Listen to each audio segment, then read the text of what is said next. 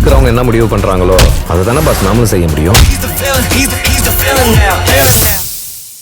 Dot, இந்த துக்ஸுக்கு என்னாச்சு? இப்படி நான் சொல்றதை நம்பாம அதிசயத்துக்கு பேசிட்டு இருக்க. அது எப்படி வேணா போட்டோம். நீங்க நான் சொல்றதை நம்புறீங்களா? நம்புறீங்களா இல்லைன்னு சொல்லுங்க. அண்ணே, துர்கா மாதிரி முட்டாள்தனமா அவளை நம்பாம புத்திசாலித்தனமா உங்க புள்ள கதிர் சொல்றத நம்புங்க. நம்புறேன்னாவது அவன் கிட்ட சொல்லுங்க. டாட், கேட்டுட்டே இருக்க, சொல்லுங்க. என் பையனுக்கு துரோகம் பண்ணவன் கூட அவன் வாழ மாட்டான். உன்னை முழுசா தலை முழுக்கிட்டு அவனுக்கு பிடிச்ச சந்தோஷமான வாழ்க்கை அவன் வாழ்வான்னு சொல்லுங்க டாட். அவனை நான் வாழ வைக்க போறேன்னு உங்க வாயால சொல்லுங்க.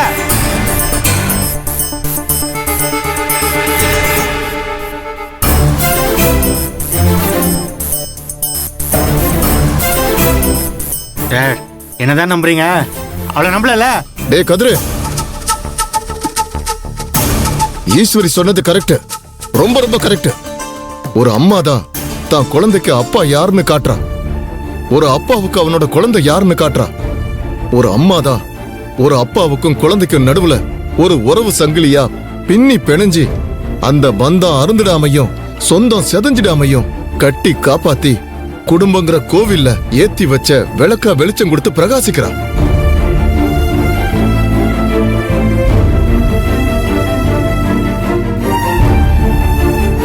டேய், அம்மாவை தெய்வம்னு சொல்றோம், பெண் சக்திய பராசக்தின்னு கும்பிடுறோம்.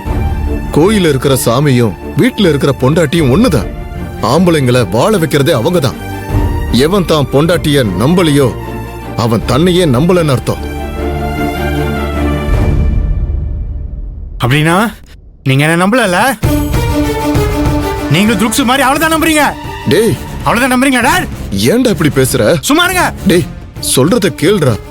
டேய், நீ பிறந்தப்போ உன்னை காட்டி இதான் உங்க குழந்தைன்னு அம்மா சொன்னப்போ அதை நான் எப்படி நம்புனனோ அதே மாதிரி அபி தான் வயித்துல வளர்ற குழந்தை உன் குழந்தைதான்னு சொல்றதையும் நான் நம்புறேன்டா.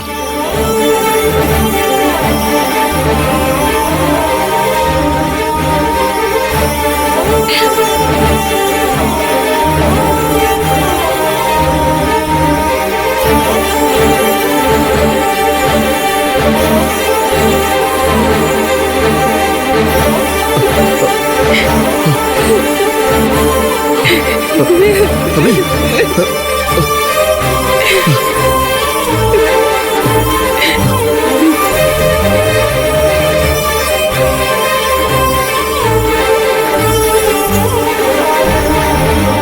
என்ன அபி, எதுக்கு நீ இப்ப என் கால்ல விழுற அபி? கதிர் என்ன சொன்னாலும் சொல்லட்டுமா? உன் மேல எவ்வளவு வேணும்னாலும் அபாண்டமா பழி போடட்டும். துர்கா உன்னை நம்புறா, நான் உன்னை நம்புறேன், நாங்க உன்னை நம்புறோம்மா. நாங்க எல்லாரும் உன்னை நம்புறோம். அவன் சொன்னதை நினைச்சு வருத்தப்படாதம்மா.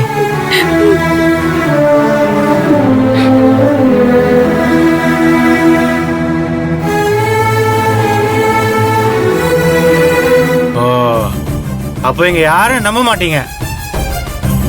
எல்லாரும் ஒண்ணு சேர்ந்தீங்களா? என்ன நம்பாம அவளை நம்புறீங்களா? நான் வெறும் வாய் வார்த்தையா சொல்றதுனால தானே ஏமால் நம்பிக்கல. இவ வயித்துல வளர அந்த குழந்தை பிறக்கட்டும், இந்த உலகத்துக்கே வரட்டும். அதுக்கப்புறம் நான் DNA டெஸ்ட் எடுத்து இந்த குழந்தைக்கு நான் அப்பன் இல்ல, அந்த சஞ்சீவ் பாய்ந்த அப்பன்னு எல்லாம் முன்னாடி நிரூபிக்கிறேன்.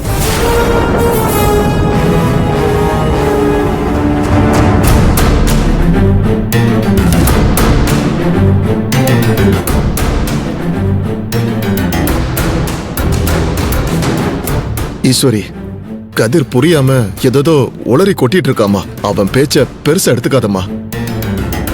நானும் துர்காவும் என் மருமகளை நம்புறோம். அதனால தயவு செஞ்சு இந்த பிரச்சனையை விட்டுரு. எங்களுக்காக தயவு செஞ்சு விட்டுருமா. I'm really sorry madam. இப்போதைக்கு இந்த பிரச்சனைக்கு ஒரு ஃபுல் ஸ்டாப். இப்போதைக்கு இவனை அரெஸ்ட் பண்ண வேண்டாம்.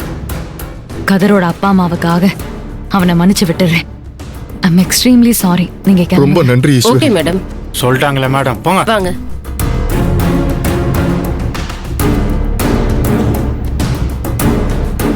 ஏய் ஈஸ்வரி, எல்லாமே முடிஞ்சிருச்சுன்னு நினைக்காத. எல்லாமே இப்பதான் ஆரம்பமாகுது. இனிமேதான் ஆட்டோ வேற மாதிரி சூடு பிடிக்க போகுது. நீ பாத்துக்கிட்டே இரு.